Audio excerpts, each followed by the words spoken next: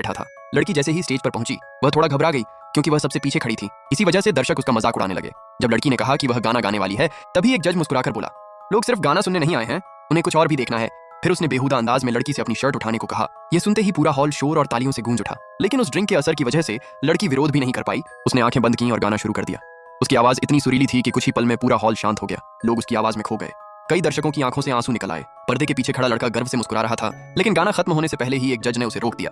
उसने कहा, तुम्हारी आवाज अच्छी है, लेकिन सबसे अच्छी नहीं। तुम्हारी खूबसूरती तुम्हारी सबसे बड़ी दुश्मन है। लोग तुम्हारे गाने से ज्यादा तुम्हें देखेंगे, इसलिए तुम सिंगर बनने के लिए नहीं बनी हो। तभी दूसरे जज ने लड़की को एक ऑफर दिया, अगर तुम मेरे एंटरटेनमेंट चैनल में आ जाओ तो तुम्हें जिंदगी भर साइकिल चलाने की जरूरत नहीं पड़ेगी, तुम्हें पैसा, शोहरत और ऐशो आराम की जिंदगी मिलेगी। लड़की उलझन में पड़ गई।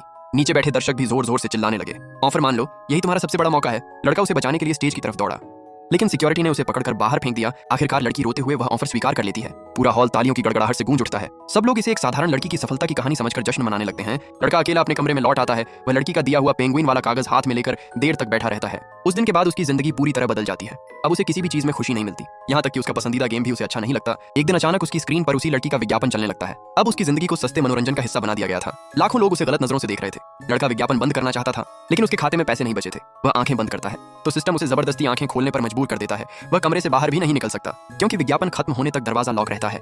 गुस्से में वह स्क्रीन तोड़ देता है। टूटे हुए कांच का एक टुकड़ा उठाकर अपने हाथ में चुभो देता है, ताकि उसे यकीन हो सके कि वह अब भी जिंदा है। उसी पल वह फैसला कर लेता है कि अब इस झूठे सिस्टम के खिलाफ आवाज उठानी ही होगी। कई महीनों की मेहनत के बाद वह फिर से 15 मिलियन जमा कर लेता है और इस बार अपने लिए टैलेंट शो का टिकट खरीदता है। वह कांच का टुकड़ा अपनी कमर के पीछे छिपाकर ऑडिशन में पहुंच जाता है। जब उसकी बारी आती है तो सामने वही तीनों जज बैठे होते हैं। वह कुछ देर तक अजीब सा डांस करता है, फिर अचानक अपनी शर्ट उतारकर कांच का टुकड़ा अपनी गर्दन पर रख लेता है। पूरा हॉल सन्न रह जाता है। जज उसे बोलने का मौका देते हैं। तभी वह पूरे सिस्टम के खिलाफ जोरदार भाषण देता है। वह कहता है कि इस दुनिया ने इंसानों से हर असली खुशी छीन ली है। लोगों को झूठी दुनिया में कैद करके रखा गया है। गरीब लोग पूरी जिंदगी साइकिल चलाकर सिर्फ अमीरों का सिस्टम चलाते रहते हैं। उसकी बातें सुनकर दर्शक भावुक हो जाते हैं, लेकिन चालाक जज उसकी बगावत को भी एक शानदार परफॉर्मेंस बना देते हैं। वे उसे अपना अलग शो देने का ऑफर देते हैं, जहां वह रोज ऐसे ही भाषण देगा। कुछ देर सोचने के बाद वह ऑफर स्वीकार कर लेता है। उसकी जगह कोई दूसरा गरीब इंसान साइकिल चलाने लगता है, जबकि वह खुद एक मशहूर वक्ता बन जाता है। शानदार घर, महंगा खाना और आरामदायक जिंदगी उसका नया सच बन जाती है। लेकिन एक दिन उसे सबसे बड़ा सच पता चलता है, धरती की सतह कभी प्रदूषित हुई ही नहीं थी। लोगों को सालों से झूठ बोलकर जमीन के नीचे कैद रखा गया था, ताकि वे हमेशा इस सिस्टम के गुलाम बने रहें।